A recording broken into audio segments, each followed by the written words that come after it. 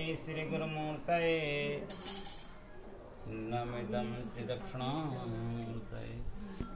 ज़्यादा दूर मत रखो, आवाज़ ना जाएगी, फिर बहुत कम आवाज़ आती है। पूरी ना आ रही, पूरी नहीं आ रही। सिंगल डिब्बा रख के देख लो पंडित जी। नहीं, फिर ये फोटो नीचे वाला हटा दो, फोटो ना आ रही, फोटो ना आ रही। बंदो गुरुपद कंज कृपा सिंधु नररूप हरि महामहोत्तम पुंज जासु वचन रवि कर निकर।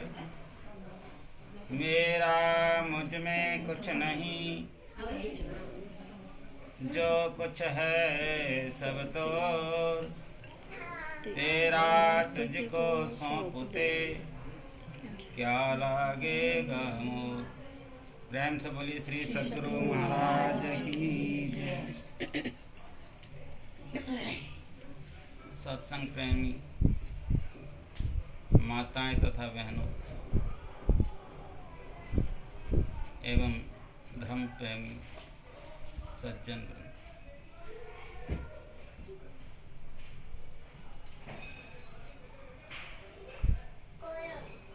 आज का प्रसंग है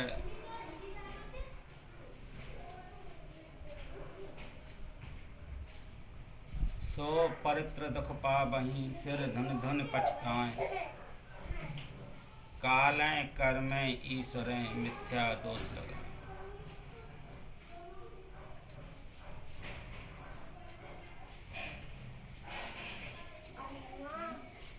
बड़े भाग्य मानस तन पावा,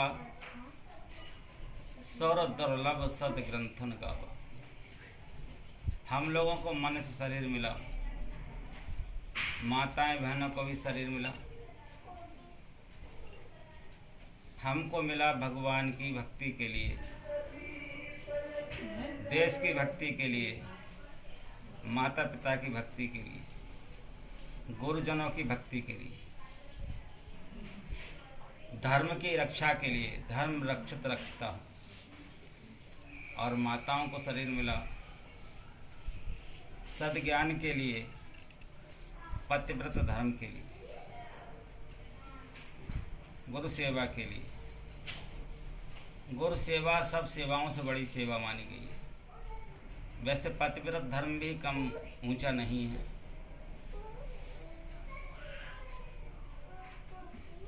एक माता थी, नारी प्राण में आती है कथा,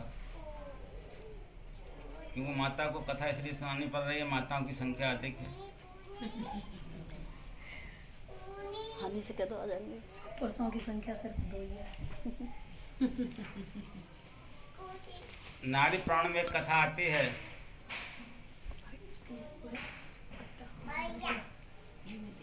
एक माता थी सांडलिनी नाम था उसका। कुछ ही समय उसकी शादी को हुआ। उसके पति का नाम था कौशिक।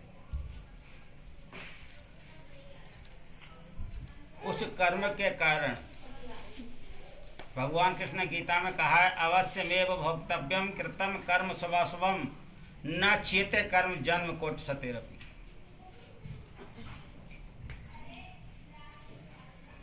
जिसने जैसा कर्म किया है अवश्यमेव भोक्तव्यम।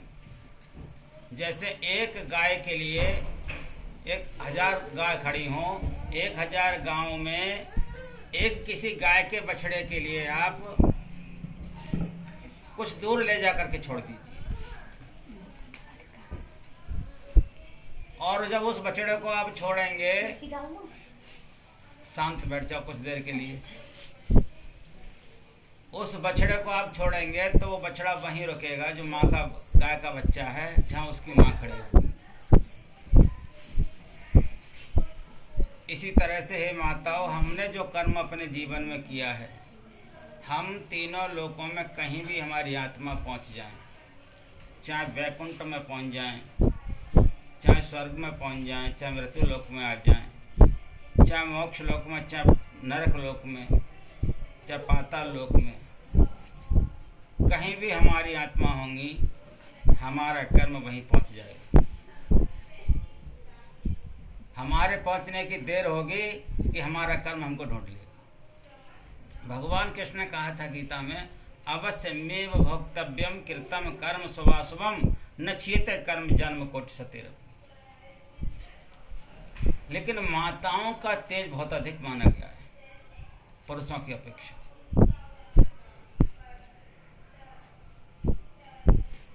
जो सांडली नाम की ब्राह्मणी थी, उसकी शादी को कुछ ही दिन हुए थे।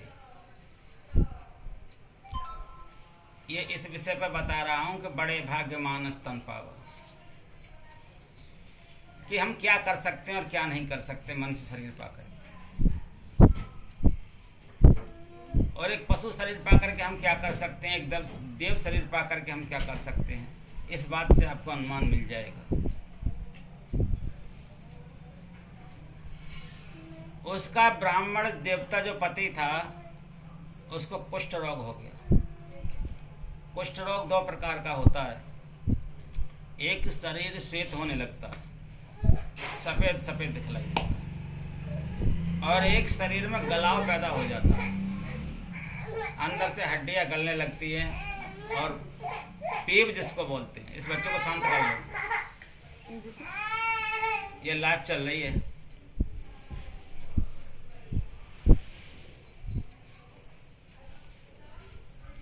हड्डियाँ गलने लगती हैं, पीप निकलने लगता है, उंगलियां खराब हो जाती हैं, हथेलियाँ खराब हो जाती हैं, पैर खराब हो जाते हैं, आदमी चलने फिरने से मजबूर हो जाता है, मंजिल चलता है चल नहीं सकता है। इसी प्रकार से उस ब्राह्मण को रोग हुआ था। उसके सामने जब उसकी पत्नी थी, बहुत सुंदर थी, पतिव्रता थी, लेकिन पति उसका कुछ अपने कर्मों से गिरा हुआ था। एक वैश्या उसके गेट के आगे निकल करके जा रही थी, बरसात का मौसम था। बस वैश्या की पायल की आवाज़ सुन करके उसका जो कोड़ी पति था, वो अपनी पत्नी से कहने लगा कि ये वैश्या जो जा रही है, जो अपनी पायल को बजाती हुई, इस वैश्या के मुझे घर ले चल। देखिए पतिव्रता नारी कैसी होती है। उस पत्नी ने कुछ भी चूं नहीं कहा, बोले ठीक है महाराज, अब मैं कैसे ले जाऊं उसके पास। उसने उस वैश्या के घर का पता लिया, उसके घर पर पहुंची। वो वैश्या अपना वैश्या वृत्ति का कर्म करती थी, लेकिन वो बेचारी पतिव्रता नारी उस वैश्या के घर में जाकर के झाड़ू लगाया करती थी, झाड़ू लगाया आती, बर्तन साफ करे आती, उसके दरवाजे की सब सफाई करे आती। वो देखती मेरे घर की सफाई करता कौन है ये। एक दिन उस वैश्या ने उसको देख लिया, बोले ये तो महान पतिव्रता नारी है जो मेरे घर की सफाई करने लगती है। उन्हीं बेटी तुम क्या चाहती हूँ मुझसे? बोले मेरा पति आपकी पायल की आवाज़ सुन करके दीवाना हो गया है आपका, और मैं चाहती हूँ आप मेरे पति से मिल लें, उनसे बात करें। वैश्या ने कह दिया ठीक है, मैं तुम्हारे पति से कल शाम को बात करूंगी, आप लेकर के आ जाना। बरसात का मौसम था, घनघोर बारिश हो रही थी। इधर एक संत उसी नगर में कुटिया बना करके तपस्या करते थे, विकट तपस्वी थे, लेकिन कर्म के कारण किसी चोरों ने उनके पास धन रख दिया। उस धन को राजा के सिपाहियों ने देख लिया। राजा ने उसी के किसी अन्य कर्म जन्म के कारण उसके लिए सूली लगा दी, एक भाला पर उसके पेट में छेद करके उसको टांग दिया। ये कर्म का फल होता है। देखिए अवश्य, मैंने कहा था ना, अवश्य में भोक्तव्यम कृतम कर्म शुभाशुभम। न मालूम उस संत का कौन से जन्म का पाप कर्म उदय होकर के आया। तपस्वी था, महातेजस्वी था, टांग दिया इतने पर भी वह उसमें भी ध्यान अवस्था से टंगा हुआ था। वो अपने पति को लेकर के जा रही थी, बरसात की घनघोर आवाज में, गड़गड़ाहट में, बादल की छटपटाहट में। उसको उस भाले का कुछ चिन्ह दिखलाई नहीं दिया। अचानक में उस पतिव्रता नारी का पैर उस भाले से लग गया। अपने पति को कंधे पर बैठाले हुए थी, उस पर चला नहीं जा रहा था, तो कंधे पर बैठाल करके उस वैश्या के घर ले जा रही थी। जब नहीं चला जा रहा था, उसकी हालत को देखकर जैसे लगा, तो उस जो समाधि, जब भाला पर टंगा हुआ सूली जो आदमी था, जब भाला उसके पेट में यूँ करके हिला, झटका लगा, उससे भयानक दर्द हुआ। और वो दर्द उस संत पर सहन नहीं हुआ, उसने श्राप दे दिया कि तू जिसकी मनोरथ पूर्ण करने के लिए ले जा रही है, जब मैं श्राप देता हूँ कि सूर्य नारायण निकलते ही तेरा पति मर जाएगा, मनोरथ पूर्ण नहीं हो। ये सुनते ही उसका पति तो छटपटा गया, भूल गया कौन वैश्य किसकी वैश्य कहाँ जाए। लेकिन पत्नी पतिव्रता थी, अपने पति को कंधे पर रख करके परमात्मा से प्रार्थना की, हे पति परमेश्वर, मैंने आपको ही सब रूप में देखा है। नारी पुराण में लिखा हुआ है कि पति ब्रह्मा, पति विष्णु, पति देवो महेश्वरा, पति साक्षात परिब्रह्म, तस्मै श्री पतवे नमः। मैंने आपको, यदि मैंने प्रत्येक रूप में आपको देखा है। हमारा संत मत है, अंतर्राष्ट्रीय संत मत, स्वामी व्यासानंद जी महाराज जी हमारे सदगुरु, जिन्होंने हमको ज्ञान दिया। उनके हमारे परम गुरु आपके सामने जो फोटो लगा है, महर्षि में ही परमहंसी महाराज हैं, जिनके चरण कमलों में बैठ करके हम आपको जो सत्संग सुना रहे हैं, यहीं से अनुमति लेकर के सुना रहे हैं। हमारे पास अपना कुछ भी ज्ञान नहीं है, जो कुछ ज्ञान है सब इन्हीं का है। एक ही पैर पर खड़ी हो गई, और ऐसा लिखा हुआ है शास्त्र में, शास्त्र कभी भ्रमित नहीं करता। और संत कि 10 दिन तक सूर्य नारायण नहीं निकलने दिया। वो जंगल में होकर के पति को क्यों ले जा रही थी कि मेरे पति को कोई ये ना देख ले कि इनका इस नारी का पति वैश्य के घर जाता है, इसलिए गांव के बाहर होकर के ले जा रही थी। जंगल में वो उसी कुटिया पड़ी संत की, वहां टंगा हुआ था वो संत सूली पर, और दर्द हुआ। पहले सूली भाले पर दी जाती थी। उस पति ने पूछा, जी इतना पतिव्रता, इतना तेजस्वी कब से हो गया कि इसके कहने से सूर्य नारायण निकलने से मेरी मृत्यु हो जाएगी। उसकी पत्नी ने कहा, हे प्रभु, ये संत ने कहा है, संत की बात मिथ्या नहीं होती, पत्थर की लेख होती है। इसको किसी जन्म का फल मिल रहा है, और आज के जन्म का फल आगे मिलेगा। जैसे हम कंडे थोपते हैं, उपले थोपते हैं, तो क्या तुरंत उन्हें जला लेते हैं? नहीं जलाते हैं ना। इसी प्रकार से हम जो पुण्य किया है अपने जीवन में इस जन्म लेकर के, क्या उस पुण्य का फल तुरंत मिल जाएगा? या इस जन्म के पुण्य से हमको आँख की रोशनी मिल गया है? बताइए आप। इस जन्म के पुण्य से क्या नाक में सूंघने की सुगंधित शक्ति पैदा हो गई है? इस जन्म के पुण्य से कानों में सुनने की शक्ति पैदा हो गई है? इस जन्म के पुण्य से क्या बोलने की शक्ति पैदा हो गई है? इस जन्म के पुण्य से क्या देखने की शक्ति पैदा हो गई है? इस जन्म के पुण्य से अभी तुम्हारे और हमारे पास कुछ भी नहीं हुआ है। इस जन्म का पुण्य का जो परिणाम होगा, वो हमारी ज़िंदगी का जब सॉल्यूशन का अंत होगा, हमारी ज़िंदगी का जब अंत होगा, जो उसका पूरा निष्कर्ष लिया जाएगा यमराज के बैठ करके, तब हमको पता लगेगा कि अब हमारे जन्म का पुण्य कितना है या पाप कितना है। यदि पुण्य अधिक होगा तो हमको पुनः मनुष्य योनि मिल जाएगा, और पुण्य कम हुआ तो 84 लाख योनि में भटकना पड़ेगा।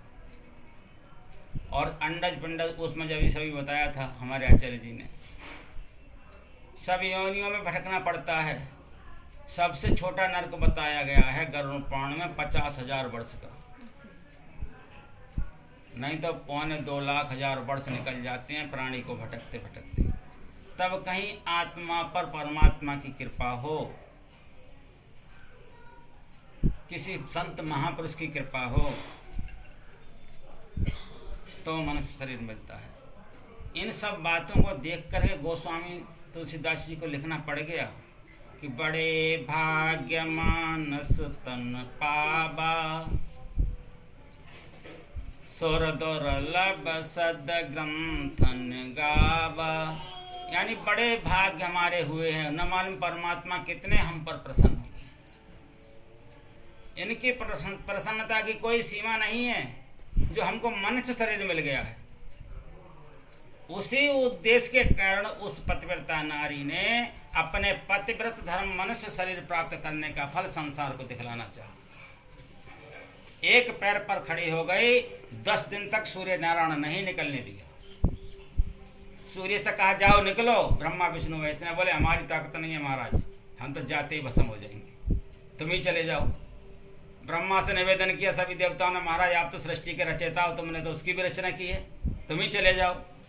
ब्रह्मा बोले मैं हाथ जोड़ता हूँ, मेरी ताकत नहीं है, उस पतिव्रता नारी के सामने चले जाओ।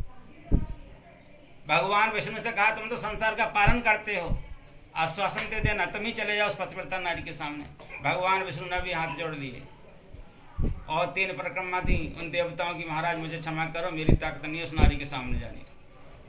भगवान शिव से कहा आप तो महाकाल हैं, कालों के भी काल हैं, आप उस नारी के सामने चले जाओ। भगवान शिव ने भी हाथ जोड़ लिए, बोले इतनी ताकत नहीं जो पतिव्रता नारी के सामने में जा सके। क्यों? उन तीनों को पता था कि एक बार ब्रह्मा विष्णु महेश को माता अनसुईया ने बच्चा बना दिया था। माता अनसुईया ने डाल दियो पालना, एक भजन आता है, झूल रहे तीनों देव बन बन के लालना। इसको पहुंचा दो आराम से। तो उन तीनों को पतिव्रता नारी के धर्म की सत्यत्व की ताकत पता थी, इसलिए तीनों देवताओं ने हाथ जोड़ लिए कि हमारी ताकत नहीं, उनके पास चले जाएं। सूर्य नारायण ने हाथ जोड़ लिए, हमारी ताकत नहीं, उनके पास चले जाएं। सभी देवताओं ने मिलकर के फिर माता अनुसुईया से निवेदन किया कि सती के तत्व को सती ही संभाल सकती है, यानी जहर को जहर ही मार सकता है, लोहे को लोहे से ही काटा जा सकता है, कांटे को कांटे से निकाला जा सकता है, आप ही जाइएगा।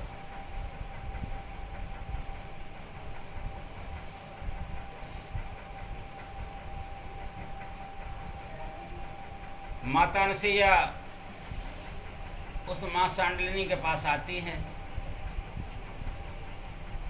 और कहती है बेटी मैं तुम्हें आश्वासन देती हूँ, यदि मैं सच्ची पतिव्रता नारी हूँ तो तुम्हारे पति को मरने नहीं दूंगा, तुम सूर्य नारायण को निकलने आने दो। पृथ्वी की सृष्टि की प्रक्रिया बदली जा रही है। बोले मुझे कोई भरोसा नहीं। बोले मैं आश्वासन देती हूँ बेटी, आप ब्रह्मा जी पे भरोसा मत करो, विष्णु जी पे भरोसा मत करो, किसी पर भरोसा मत करो, मुझ पर तो भरोसा करती हो, मैं माता अनुसुईया हूँ।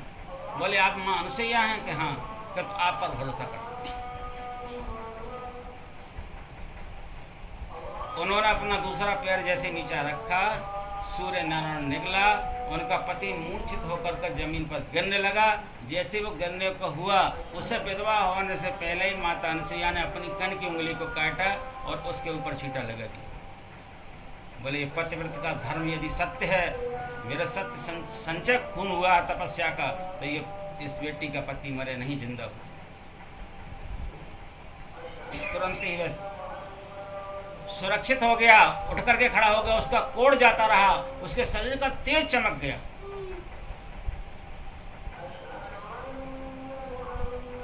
उस माता ने जन्म लेकर के अपने कर्म को दिखला दिया। एक माता का आपने नाम सुना होगा, सत्यवान सावित्री, सावित्री नाम सुना होगा। सावित्री को पता लग गया था कि मेरा पति 1 साल बाद मर जाएगा, नारद के द्वारा, अपने गुरु के द्वारा। लेकिन उन्होंने कहा कि जो मैंने अपने मन से पति चुन लिया है, जो मेरा पति है, बन गया है, जो होना चाहिए था में वही है, अब मैं इस पति का परिवर्तन नहीं करूँगी।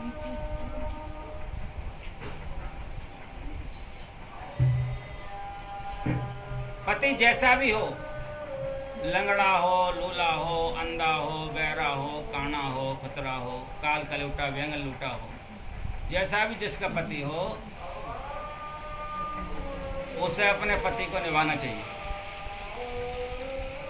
उसने ये संकल्प कर लिया कि मैं निभाऊंगी, और अपने पति के साथ जाकर के जंगल में रहने लगी। उसका राज्य छिन गया था, उसके सास ससुर अंधे थे, माता पिता के रूप में उनकी सेवा किया करते। जब साल का दिन अंतिम आया उसके मरने का,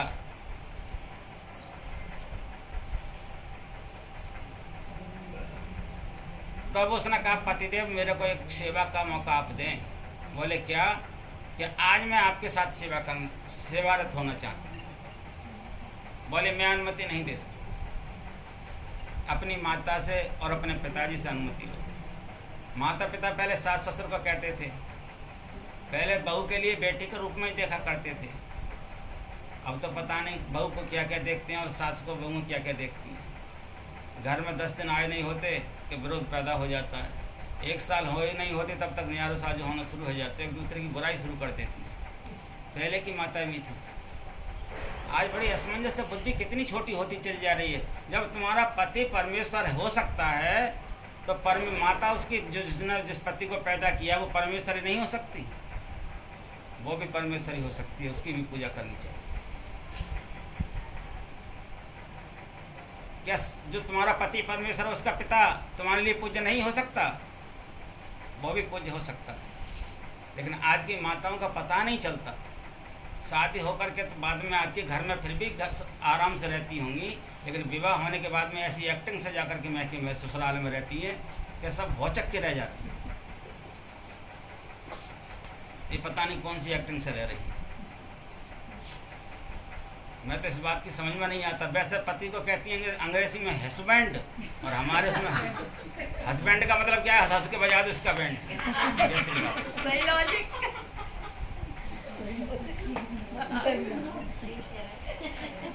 समझ में नहीं आता आज की माताओं का क्या हो रहा है। कैसे पतिव्रत धर्म को निभाएंगी? पति को परमेश्वर कहेंगी, कैसे उस परमेश्वर की पूर्ति करेंगी? कैसे आज शक्ति बनेंगी? कैसे अच्छी संतान को उत्पन्न करेंगी? कैसा ध्रुव जैसा पुत्र पैदा होगा? कैसे प्रहलाद जैसा पुत्र पैदा होगा? प्रहलाद की माँ कौन थी? गयादु। उसने सत्संग किया था नारद जी के साथ मिलकर के, तब अच्छी संतान पैदा हुई थी। पहले शादी होकर के आती थी, गुरु के चरणों में जाती थी, गुरु महाराज आशीर्वाद दो। गुरु महाराज उन्हें ज्ञान देते थे, उस ज्ञान को प्राप्त करके उस ज्ञान को ग्रहण करती थी, अच्छी संतान उत्पन्न हुआ करती थी।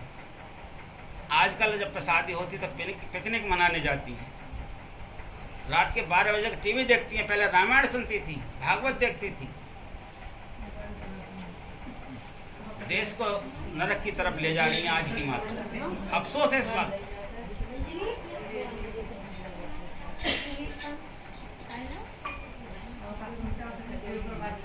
यथार्थ में जो हमारा हिंदू धर्म का शास्त्र कह रहा है उस चीज को समझिएगा। पति को ब्रह्मा के रूप में देखिएगा, पति को विष्णु के रूप में देखिएगा, पति को साक्षात परमेश्वर के रूप में देखिएगा। पति ब्रह्मा, पति विष्णु, पति देवो महेश्वरा और पति साक्षात परब्रह्मा तस्मै श्री पतिवे नमः।